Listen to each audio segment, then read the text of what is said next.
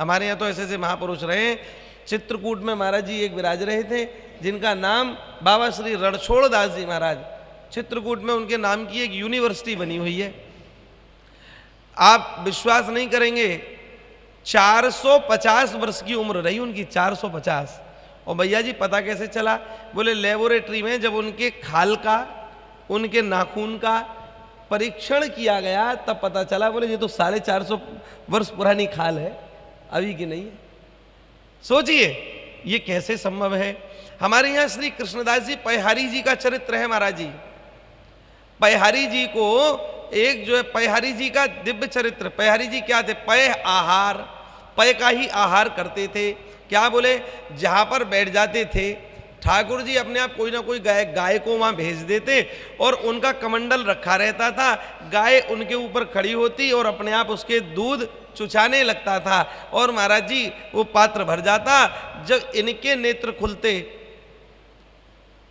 तो भरा हुआ कमंडल देखते और लेकर के ठाकुर जी को भोग लगा करके पी लेते थे। ऐसी सिद्ध अवस्था थी गाय की उसको लेकर के, ऐसी कि एक कन फटा सिद्ध इनको परेशान कर रहा था। कभी सिंह बन के आ जावे, कभी कुछ बन के आ जावे और चिंगा। ये एक जगह अपना धूना चैतन्य करे हुए और बढ़िया भजन कर रहे थे, लेकिन जब परेशान किया तो उन्होंने क्या किया? अपना जो उत्तरीय था उसको उतारा और जितने भी अंगारे थे उनको अपने हाथ से ही उठा करके उत्तरीय में रख करके गांठ बांध करके और चल दिए। अब आप बताओ, उत्तरीय में कपड़े में अग्नि को रखना किसी की बात बस की बात है क्या है? पर देखो कैसी सिद्धाई ले करके और महाराज गांठ बांध करके चल दिए दूर जगह जा करके। और फिर वहां पर धूना चैतन्य किया, धूना चैतन्य करके वहां भजन करने लगे। महाराज जी वहां पर भी ये कन फटा सिद्ध आ गया। बाद में इसको गधा बना करके अपने यहाँ पर रख लिया, इतना सिद्धि बल तीव्र था। और आहार किसका? केवल पय आहार, गाय का ही दूध पीते थे। ऐसी अद्भुत महिमा गाय की महाराज जी लिखी है। तो हम ये कहना चाह रहे थे कि चिंतनशील जो जीव है वो निश्चित रूप से गाय के दूध के द्वारा ही चिंतनशील बन सकता है। अन्यथा गाय भैंस का दूध पी पी करके तो सारा संसार, चाहे वो धनवान हो वह भी परेशान है, चाहे वो ज्ञानवान हो वह भी परेशान है महाराज जी, चाहे वह शारीरिक सौष्ठव में स्वास्थ्यवान हो, पूर्ण रूप से स्वस्थ हो, वह भी कहीं ना कहीं परेशान है।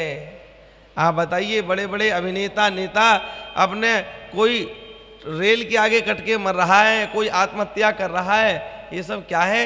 ये चिंता की स्थिति है। अगर वह चिंतनशील होता तो महाराज जी ऐसा नहीं होता। महाराज जी एक व्यक्ति आत्महत्या करने जा रहा था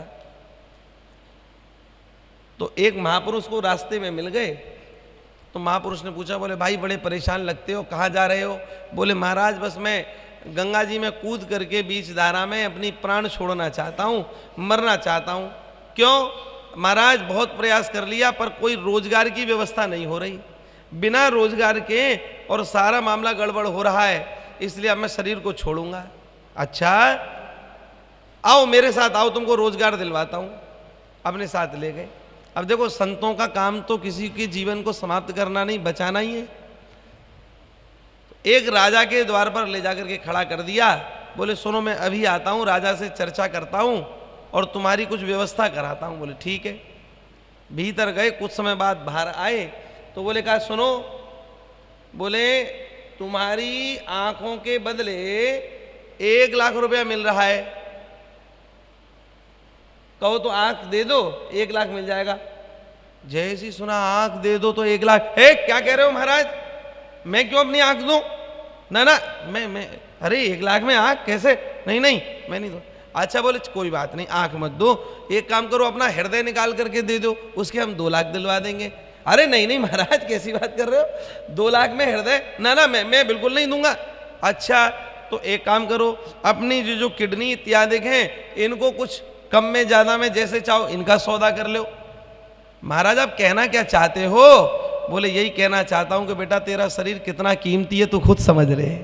जिसको तू आत्महत्या के हवाले करना चाह रहा है, जिसको तू समाप्त करना चाह रहा है, उसकी कितनी कीमत है तू देख ले। वो तुरंत समझ गया महापुरुष की बात, बोले महाराज क्षमा करिएगा, मेरे से अपराध हो गया जो मैं इस दिव्य शरीर को समाप्त करने जा रहा हूँ। नहीं नहीं, तुरंत वापस आ गया और वापस आकर के पुनः रोजगार में लग गया, जीवन में आनंद हो गया।